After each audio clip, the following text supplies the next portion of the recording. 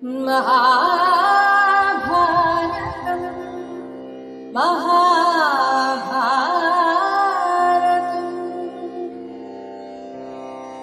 यदा यदा हि धर्मस्य ग्लानिर्भवति भारत अभ्युत्थानमधर्मस्य तदात्मानं सृजाम्यहम् परित्राणाय साधूनां विनाशाय च दुष्कृतां धर्मसंस्थापनार्थाय സംഭവാമി യുഗേ യുഗേ. അടുത്തതായി മഹാഭാരതത്തിലെ വിരാട പർവം ആരംഭിക്കുകയാണ്. വിരാട രാജ്യത്താണ് പാണ്ഡവർ അജ്ഞാതവാസത്തിനായി കഴിച്ചുകൂട്ടിയത്. അതുകൊണ്ടാണ് ഈ ഒരു പർവത്തിന് ഇങ്ങനെയൊരു പേര് കൊടുത്തിരിക്കുന്നത്. ധർമ്മിഷ്ഠനായ യുധിഷ്ഠിരൻ ധർമ്മദേവന്റെ അനുഗ്രഹം വാങ്ങി തിരിച്ച് ആശ്രമത്തിലെത്തി. എല്ലാ ബ്രാഹ്മണരെയും വിളിച്ച് ഈ വൃത്താന്തമെല്ലാം അവരോട് പറഞ്ഞു. പിന്നെ തന്റെ സഹോദരന്മാരെയെല്ലാം വിളിച്ചിരുത്തി യുധിഷ്ഠിരൻ പറഞ്ഞു, നാം ഇപ്പോൾ രാജ്യം വിട്ട് വനത്തിൽ പാർപ്പ് തുടങ്ങി 12 വർഷം കഴിയുകയാണ്. 13ാമത്തെ വർഷം സമാഗതമായി. നമുക്കിത് വളരെ ദുഷ്കരമാണ്. ഈ ഒരു കാലം കടന്നുകൂടാനാണ് പാട്. അതുകൊണ്ട് നമുക്ക് പാർക്കുവാൻ പറ്റിയ നല്ല ഒരു ഇടം നോക്കി കണ്ടെത്തുക. ആരും അറിയാതെ, പ്രത്യേകിച്ച് നമ്മുടെ ശത്രുക്കളായിട്ടുള്ള അല്ലെങ്കിൽ നമ്മെ ശത്രുക്കളായി കാണുന്ന കൗരവർ അറിയാതെ 1 വർഷം നമുക്ക് പാർക്കുവാൻ പറ്റിയതാകണം ആ ഇടം. അപ്പോൾ അർജുനൻ പറഞ്ഞു, ധർമ്മരാജാവിന്റെ വരദാനത്താൽ തന്നെ നമുക്ക് സഞ്ചരിക്കാം. നമ്മളെ ആരും തിരിച്ചറിയില്ല എന്നൊരു വരം ധർമ്മദേവൻ തന്നിട്ടുണ്ടല്ലോ. അതുകൊണ്ട് എന്നാൽ നമുക്ക് പാർക്കുവാൻ പറ്റിയ ഒരു സ്ഥലവും വേണം. അങ്ങനെ ഏതാനും ചില രാജ്യങ്ങളുടെ പേര് പറയുന്നു. അതിൽ തന്നെ ധർമ്മദേവൻ നിർദ്ദേശിച്ച വിരാട രാജ്യം തന്നെയാണ് ഇവർ തിരഞ്ഞെടുക്കുന്നത്. വിരാട രാജ്യത്തിന്റെ മറ്റൊരു പേരാണ് മത്സ്യ രാജ്യം. അങ്ങനെ യുധിഷ്ഠിരൻ തീരുമാനിക്കുകയാണ്, മത്സ്യരാജാവായ വിരാടൻ ബലവാനും പാണ്ഡവന്മാരിൽ കൂറുള്ളവനും ആണ്. അതുകൊണ്ട് നമുക്ക് മത്സ്യന്റെ രാജ്യത്ത് 1 വർഷം മുഴുവൻ അവന് വേല ചെയ്തുകൊണ്ട് പാർക്കാം. ഏതേത് ധർമ്മങ്ങൾ അവന് ചെയ്യുവാൻ നാം വിചാരിക്കുന്നുവോ അതാത് കർമ്മങ്ങൾ ചെയ്യുവാൻ തയ്യാറായി ആ വിരാട രാജാവിന്റെ അടുത്തേക്ക് നാം പോവുക. അപ്പോൾ അർജുനൻ ചോദിക്കുകയാണ്, ജ്യേഷ്ഠ, അങ്ങ് എന്ത് കർമ്മമാണ് ചെയ്യുക? എന്നും രാജാവായിട്ട് മാത്രമല്ലേ ഇരുന്നിട്ടുള്ളൂ? മറ്റുള്ളവരോട് എപ്പോഴും കാര്യങ്ങൾ പറഞ്ഞു കൊടുക്കാൻ മാത്രമല്ലേ അങ്ങേക്കറിയുള്ളൂ? അങ്ങ് എന്ത് ജോലി ചെയ്യും എന്ന് അർജുനൻ വളരെ ആകുലതയോടെ ചോദിക്കുകയാണ്. ഞങ്ങളുടെ സ്വാമിയായ ഭവാൻ ഈ ആപത്തിൽപ്പെട്ട് എന്തു വേലയാണ് ചെയ്യുവാൻ പോകുന്നത്? മറ്റുള്ളവരെ പോലെ രാജാവ് ദുഃഖമൊന്നും അറിയുന്നില്ല. അങ്ങനെയുള്ള ഭവാൻ ഈ മഹാവിപത്ത് എങ്ങനെ കടക്കും? അപ്പോൾ യുധിഷ്ഠിരൻ പറഞ്ഞു, ഞാൻ വിരാട നഗരത്തിൽ ചെന്ന് ചെയ്യുവാൻ പോകുന്നത് എന്താണെന്ന് പറയാം. യോഗ്യനായ രാജാവിന്റെ സദസ്യനായി കൂടുവാനാണ് ഞാൻ വിചാരിക്കുന്നത്. കങ്കൻ എന്ന പേരിൽ ഒരു ബ്രാഹ്മണന്റെ വേഷത്തിൽ ചൂതുകളിയിൽ താല്പര്യമുള്ളവനായി വിരാടന്റെ ഇഷ്ടം സമ്പാദിച്ച് ജീവിക്കണം എന്നാണ് എൻ്റെ ആഗ്രഹം. ഞാൻ ഇപ്പോൾ എല്ലാം പഠിച്ചുവല്ലോ. കാരണം കാട്ടിൽ ഇവരെ കാണാൻ വന്ന ഋഷി പിന്നീട് ചൂതുകളിയുടെ എല്ലാ മർമ്മങ്ങളും പ്രയോഗങ്ങളും പഠിപ്പിച്ചു കൊടുത്തിരുന്നു. അങ്ങനെ ഈ ഒരു ആത്മവിശ്വാസത്തിലാണ് യുധിഷ്ഠിരൻ ഇങ്ങനെ പറഞ്ഞത്. എന്നെ ആരും അവിടെ അറിയുകയില്ല. ഇനി അഥവാ രാജാവ് നിങ്ങൾ എവിടെ നിന്നാണ് എന്നെങ്ങാൻ ചോദിച്ചാൽ ഞാൻ പറയും, ഞാൻ പണ്ട് യുധിഷ്ഠിരന്റെ പ്രാണപ്രിയനായ സഖാവായിരുന്നു എന്ന്.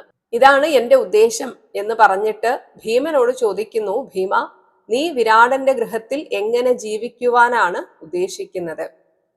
ഭീമൻ പറഞ്ഞു, ഞാൻ പാചകക്കാരനായ വല്ലവനാണ് എന്ന് പറഞ്ഞ് വിരാട രാജാവിനെ സേവിക്കാം എന്നാണ് വിചാരിക്കുന്നത്. ഞാൻ സമർത്ഥനായ ഒരു പാചകനായി ആ രാജാവിന് കറിയൊക്കെ വെച്ച് മുമ്പ് കറി വെച്ചിരുന്ന പാചകന്മാരെയൊക്കെ തോൽപ്പിച്ച് അദ്ദേഹത്തിന്റെ പ്രീതി സമ്പാദിക്കും. മാത്രമല്ല എനിക്ക് ചെയ്യാൻ പറ്റാത്ത ജോലികളൊന്നുമില്ല. വളരെയധികം വിറകൊക്കെ വെട്ടിക്കൊണ്ടുവരും. അങ്ങനെ വലിയ ഭാരമേറിയ പണികളൊക്കെ കാണുമ്പോൾ രാജാവ് എന്നെ പണിക്കാരനായിട്ട് അവിടെ നിശ്ചയിച്ചുകൊള്ളും. ഇങ്ങനെ എന്റെ അമാനുഷിക ക്രിയകൾ കാണുമ്പോൾ രാജാവിന്റെ ഭൃത്യന്മാരൊക്കെ എന്നെ രാജാവിനെ പോലെ തന്നെ ബഹുമാനിക്കും.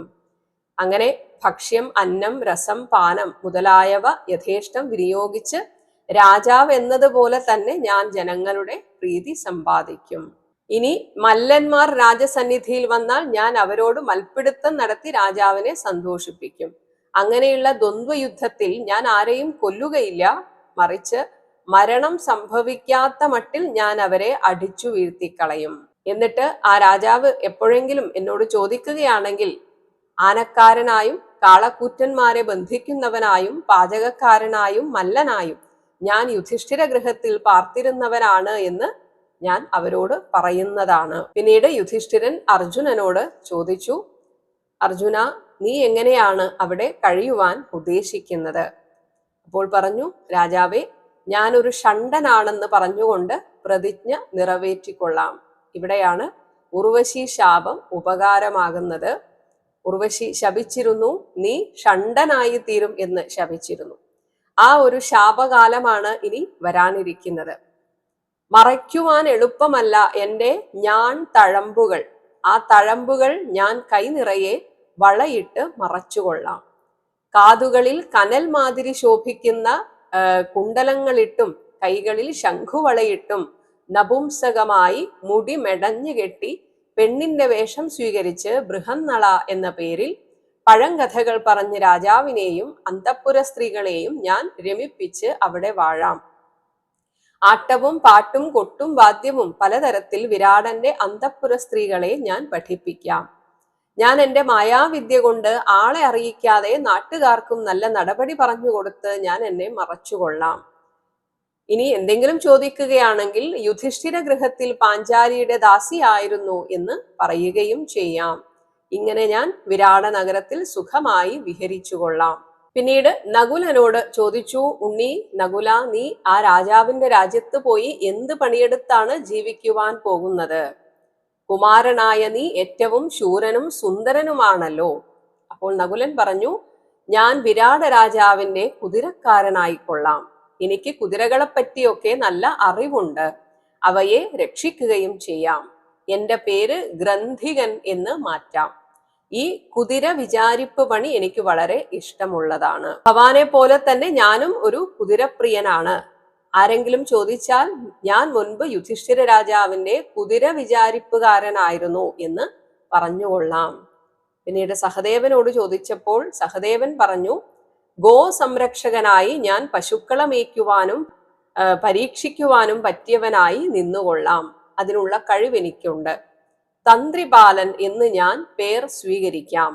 ഭവാൻ അറിയുന്ന വിധം തന്നെ ജീവിക്കുകയും ചെയ്യാം. നല്ലതുപോലെ ഞാൻ സൂക്ഷിച്ച് നടന്നുകൊള്ളാം. എന്നെപ്പറ്റി ഭവാന് ശങ്ക വേണ്ട. പണ്ട് എന്നെ ഭവാൻ പശുരക്ഷയ്ക്ക് ഏൽപ്പിക്കുകയുണ്ടായില്ലേ? അന്ന് എന്റെ പരിജ്ഞാനത്തെ പറ്റി ഭവാന് അറിവുള്ളതല്ലേ? പശുക്കളുടെ ലക്ഷണം ഇതെല്ലാം എനിക്ക് അറിയാം. അവസാനം ഇനി പാഞ്ചാലി എന്ത് ചെയ്യും എന്നതാണ് എല്ലാവരെയും വിഷമിപ്പിക്കുന്നത്. കാരണം പാഞ്ചാലി ഇതുവരെ ഒരു തരത്തിലുള്ള ജോലിയും ചെയ്തിട്ടില്ല. ജനിച്ചതേ രാജകൊട്ടാരത്തിലാണ്. രാജകുമാരിയായിട്ട് വളർന്ന ഈ രാജപുത്രി എന്ത് പണിയെടുത്ത് അവിടെ ജീവിക്കും എന്നായിരുന്നു യുധിഷ്ഠിരൻ ചോദിച്ചത്. അപ്പോൾ ദ്രൗപദി പറഞ്ഞു, നാട്ടിൽ സങ്കരജന്യകളായ സൈരന്ധ്രിമാർ ദാസികളായി അന്യഗൃഹങ്ങളിൽ പാർക്കുകയും ഇഷ്ടം പോലെ സ്വവശരായി സഞ്ചരിക്കുകയും ചെയ്യും. അങ്ങനെ ചെയ്യുന്നതിൽ തെറ്റില്ലെന്നാണ് ലോകനിശ്ചയം. അവർ അതുകൊണ്ട് എപ്പോഴും രക്ഷിക്കപ്പെടേണ്ടവരാണ്. അങ്ങനെ ഞാനൊരു സൈരന്ധ്രിയായി വിരാടപുരിയിൽ പോകാം. മുടി മോടിവെടുത്തുന്ന കർമ്മത്തിൽ ഞാൻ പ്രവേശിക്കാം. അതായത് രാജ്ഞിയുടെ ഒരു ബ്യൂട്ടീഷ്യനായിട്ട് ആ രീതിയിൽ ഞാൻ അവിടെ ജീവിച്ചു കൊള്ളാം. പേര് സൈരന്ധ്രി എന്നാണെന്ന് പറയാം. ചോദിച്ചാൽ ഞാൻ യുധിഷ്ഠിര ഗൃഹത്തിൽ പട്ടമഹിഷിയായിരുന്ന പാഞ്ചാലിയുടെ ദാസിയായിരുന്നു എന്ന് പറയുകയും ചെയ്യാം. അങ്ങനെ ഞാൻ എന്നെ തന്നെ മറച്ച് ജീവിക്കാം. ഞാൻ രാജഭാര്യയായ സുദേഷ്ണയുടെ അടുത്തേക്കാണ് പോകുന്നത്. അങ്ങനെ അവളുടെ കൂടെ വസിക്കുന്ന എന്നെ അവൾ സംരക്ഷിക്കും. ഭവാൻ വ്യസനിക്കേണ്ട. എല്ലാവരും എന്തിനാണ് ഇങ്ങനെ യുധിഷ്ഠിരന്റെ അടുത്തായിരുന്നു ഞങ്ങൾ എന്ന് പറയുന്നത്? ഇത് എനിക്ക് തോന്നിയ ഒരു കാര്യമാണ്. അതായത് യുധിഷ്ഠിരനെ പോലെ സത്യസന്ധനായ ഒരു രാജാവിന്റെ സേവകരായി ജീവിച്ചിരുന്നവരാണ് എന്ന് പറയുമ്പോൾ അതിലൊരു വിശ്വാസ്യത ഇവർക്കുണ്ടാകും. പിന്നെ യുധിഷ്ഠിരന് രാജ്യം നഷ്ടപ്പെട്ട കാര്യം എല്ലാവർക്കും അറിയാവുന്നതാണ്. അപ്പോൾ യുധിഷ്ഠിരനെ പോലെ ഒരു രാജാവിന്റെ അടുത്ത് സേവയ്ക്ക് നിന്ന ഇവർക്ക് പിന്നീട് ഒരു രാജ്യത്തും നിൽക്കാൻ സാധിച്ചില്ല എന്ന രീതിയിൽ ഇവർക്ക് ആ രീതിയിലൊക്കെ കാര്യങ്ങൾ അവതരിപ്പിക്കാം. അതുകൊണ്ടായിരിക്കാം നിങ്ങൾ എവിടെയായിരുന്നു, നിങ്ങൾ എവിടെയാണ് ജോലി എടുത്തത് എന്നൊക്കെ ചോദിക്കുമ്പോൾ യുധിഷ്ഠിരന്റെ കൊട്ടാരത്തിലായിരുന്നു എന്ന് പറയാൻ ഇവർ തീരുമാനിച്ചത് ഇതുകൊണ്ടായിരിക്കാം. അതേസമയം ഇനി മുതൽ ബ്രാഹ്മണരെയോ ദാസിമാരെയോ ഒന്നും കൂടെ കൂട്ടാൻ സാധിക്കില്ല. അതായിരുന്നു യുധിഷ്ഠിരന്റെ വിഷമം. കാരണം ഇവരൊക്കെ അത്രയും ആത്മാർത്ഥതയോടെ വനത്തിലായിരുന്നുവെങ്കിലും ഒരു രാജാവിനെ സേവിക്കുന്നത് പോലെ തന്നെയാണ് ബ്രാഹ്മണരൊക്കെ യുധിഷ്ഠിരനെ സേവിച്ചും സത്സംഗങ്ങളിലൂടെ മനസ്സിനെ സന്തോഷിപ്പിച്ചുമൊക്കെ കൂടെ ജീവിച്ചത്. അതേപോലെ പാഞ്ചാലിയെ സേവിക്കാനും കുറെ ദാസിമാരുണ്ടായിരുന്നു. ഇനി അവരെയെല്ലാം പറഞ്ഞയക്കണം. അതുകൊണ്ട് യുധിഷ്ഠിരൻ പറഞ്ഞു, ഇനി നമ്മുടെ പുരോഹിതനായ ധൗമ്യൻ അഗ്നിഹോത്രങ്ങൾ സംരക്ഷിക്കട്ടെ. സൂതന്മാർ മുതലായവർ ധ്രുപദന്റെ മന്ദിരത്തിലേക്ക് പൊയ്ക്കൊള്ളട്ടെ. ഇന്ദ്രസേനാദികൾ വെറും തേരും കൊണ്ട് ദ്വാരകയിലേക്ക് പോകട്ടെ. ദ്രൗപദിയെ ശുശ്രൂഷിച്ചു കൊണ്ടിരുന്ന സ്ത്രീകളെല്ലാം തിരിച്ച് പാഞ്ചാല രാജ്യത്തേക്ക് തന്നെ പൊയ്ക്കൊള്ളട്ടെ. മാത്രമല്ല എല്ലാവരും അവിടെ എത്തിയാൽ പറയണം, ദ്വൈതവനത്തിൽ വെച്ച് ഞങ്ങളെ വിട്ട് പാണ്ഡവന്മാരെല്ലാവരും എവിടെയോ പോയി, അവരെ കാണാതായി എന്നുകൂടെ പറയണം. ഇങ്ങനെ അവർ തമ്മിൽ പറഞ്ഞ് ഉറപ്പിച്ച് ഓരോരോ പണിയും നിശ്ചയിച്ചുറച്ച് ധൗമ്യനെ കണ്ട് കാര്യങ്ങളൊക്കെ അവതരിപ്പിച്ചു. അതേസമയം ധൗമ്യൻ ഇവരെ ഉപദേശിക്കുകയാണ്. കാരണം ഇനി ചെയ്യാൻ പോകുന്നത് മറ്റൊരു രാജാവിന്റെ അടിമവേല പോലെയാണ്, സേവനമാണ് ചെയ്യാൻ പോകുന്നത്. അപ്പോൾ യഥാർത്ഥത്തിൽ രാജാക്കന്മാരായിരുന്ന, ഒരിക്കൽ രാജ്യം ഭരിച്ചിരുന്ന ആളുകളാണ് മറ്റൊരു സ്ഥലത്ത് പോയി സേവകന്മാരായി ജീവിക്കുന്നത്. അപ്പോൾ സ്വാഭാവികമായും ഉള്ളിന്റെ ഉള്ളിലുള്ള ആ വികാരങ്ങളെ അടക്കി വെക്കാൻ വളരെ ബുദ്ധിമുട്ടായിരിക്കും. അതായത് എന്തെങ്കിലുമൊക്കെ അന്യായമൊക്കെ കാണുമ്പോൾ ചിലപ്പോൾ പ്രതികരിച്ചു പോകാം, പഴയ ആ രാജാവിന്റെ ആ ഒരു സ്വഭാവമൊക്കെ വെച്ച്. അപ്പോൾ ധൗമ്യൻ പ്രത്യേകം യുധിഷ്ഠിരനോടും എല്ലാവരോടുമായി പറയുകയാണ്, ഒരിക്കലും അങ്ങനെ ഉണ്ടാവരുത്. നിങ്ങളുടെ ഇപ്പോഴത്തെ അവസ്ഥയെക്കുറിച്ച് നല്ല ബോധ്യമുണ്ടാവണം. നിങ്ങൾ സേവകരാണെന്ന് പൂർണ്ണമായും ആ മനസ്സുകൊണ്ട് അത് അംഗീകരിച്ച് കൊണ്ടുവേണം അവിടെ ജീവിക്കാൻ. നിങ്ങളുടെ ഒരു ചലനത്തിലുള്ള വ്യത്യാസം പോലും നിങ്ങൾ ആരാണ് എന്ന രീതിയിൽ മറ്റുള്ളവർക്ക് തിരിച്ചറിയാൻ കാരണമായേക്കും. ഇങ്ങനെ ഉപദേശം കൊടുത്തിട്ട് ധൗമ്യൻ യാത്രക്കാലത്ത് ചെയ്യേണ്ടതായ വിധിയൊക്കെയും ചെയ്ത് അവർക്കുള്ള അഗ്നി തെളിയിച്ച് മന്ത്രപൂർവകം ഹോമിച്ചു. എല്ലാവരുടെയും വിജയത്തിനു വേണ്ടി പ്രാർത്ഥിച്ചു. അഗ്നിക്ക് വലം വെച്ച് താപസ ബ്രാഹ്മണന്മാരെയും വലം വെച്ച് പാഞ്ചാലിയെ മുൻപേ നടത്തി പാണ്ഡവന്മാർ യാത്രയായി. അങ്ങനെ അവർ പോയതിനു ശേഷം ധൗമ്യൻ അഗ്നിഹോത്രങ്ങളുമായി പാഞ്ചാലപുരിയിലേക്ക് പോയി. ഇന്ദ്രസേനാനികൾ പറഞ്ഞ പ്രകാരം തന്നെ യാദവപുരത്തിലേക്ക് പോയി. രഥാശ്വങ്ങളെ രക്ഷിച്ചും കാര്യങ്ങൾ മറച്ചും സുഖമായി വാണു. ഇവർ പോകുന്ന വഴിക്ക് തങ്ങളുടെ അസ്ത്രശസ്ത്രാദികളൊക്കെ എവിടെയെങ്കിലും വെക്കണം എന്ന് നിശ്ചയിച്ചിരുന്നു. അവർ പോകുമ്പോൾ ആവനാഴിയൊക്കെ ധരിച്ചിട്ടാണ് പോയത്. വനവാസം കഴിഞ്ഞ സന്തോഷമുണ്ട്. നാട് നേടാനുള്ള ശ്രമത്തോടും കൂടിയാണ് അവരുടെ യാത്ര. ഇവർ കാട്ടിൽ വേടന്മാരുടെ വേഷത്തിലായിരുന്നു. വിവർണരും മീശയും താടിയും വളർത്തിയവരുമായി ആ മഹാബലന്മാർ നടന്ന് അങ്ങനെ മത്സ്യരാജ്യത്തെത്തി. അവിടെ ജനവാസമുള്ള സ്ഥലത്തെത്തിയപ്പോൾ കാൽനട കൊണ്ട് പാഞ്ചാലി വല്ലാതെ തളർന്നുപോയി. അപ്പോൾ പാഞ്ചാലി പറഞ്ഞു, ഒറ്റയടി പാത കാണുന്നുണ്ട്, വിരാടരാജനഗരി ദൂരത്തായിരിക്കും. ഈ രാത്രി ഇവിടെ പാർക്കാം, എനിക്ക് വല്ലാത്ത ക്ഷീണം തോന്നുന്നു. അപ്പോൾ യുധിഷ്ഠിരൻ പറഞ്ഞു, അർജുന, നീ പാഞ്ചാലിയെ എടുത്ത് തോളത്ത് വെക്കുക. കാട് വിട്ടാൽ പിന്നെ ഗൂഢമായിട്ട് വേണം വിരാടരാജ്യത്ത് പോയി പാർക്കുവാൻ. അങ്ങനെ പാഞ്ചാലിയെയും എടുത്ത് ഒരു ഗജത്തെ പോലെ നടന്ന് നഗരത്തിനടുത്തെത്തിയപ്പോൾ അവളെ അർജുനൻ താഴെ ഇറക്കി. യുധിഷ്ഠിരൻ അർജുനനോട് പറഞ്ഞു, നമുക്ക് ആയുധങ്ങളൊക്കെ ഇവിടെ വെച്ചിട്ട് വേണം പട്ടണത്തിലേക്ക് കടക്കുവാൻ. ആയുധങ്ങളുമായി പുരിയിൽ ചെല്ലുകയാണെങ്കിൽ നാട്ടുകാർക്ക് ഉദ്വേഗമുണ്ടാകും. ഇവരെവിടെ നിന്നാണ്, ആരാണ് എന്നൊക്കെ. അതിൽ യാതൊരു സംശയവുമില്ല. ഭൂമിയിൽ നാട്ടുകാരൊക്കെ അറിഞ്ഞിട്ടുള്ളതാണ് വലിയ ഗാണ്ഡീവം. ഈ വലിയ ആയുധവുമായി നാം നഗരത്തിൽ ചെന്നാൽ ഉടനെ നമ്മളെ മർത്യരൊക്കെ അറിയും. അതിന് യാതൊരു സംശയവുമില്ല. പിന്നെ നാം വീണ്ടും 12 വർഷം കാട്ടിൽ വാഴേണ്ടതായും വന്നുകൂടും. ഒരുത്തൻ അറിഞ്ഞാൽ മതിയല്ലോ. അതുകൊണ്ട് നമ്മൾ വളരെയധികം സൂക്ഷിക്കേണ്ടിയിരിക്കുന്നു. അപ്പോൾ അർജുനൻ പറഞ്ഞു, ഇതാ ഈ കുന്നിന്റെ മുകളിൽ വലിയ ശാഖകളോടുകൂടിയ ഒരു ശമീവൃക്ഷം നിൽക്കുന്നു. സമീപത്തായി ഒരു ചുടുകാടും കാണുന്നുണ്ട്. മനുഷ്യരാരും അവിടെ ഇല്ലെന്നാണ് തോന്നുന്നത്. നമുക്ക് ആയുധങ്ങൾ അവിടെ വെച്ചാൽ ആരും കാണുകയില്ല.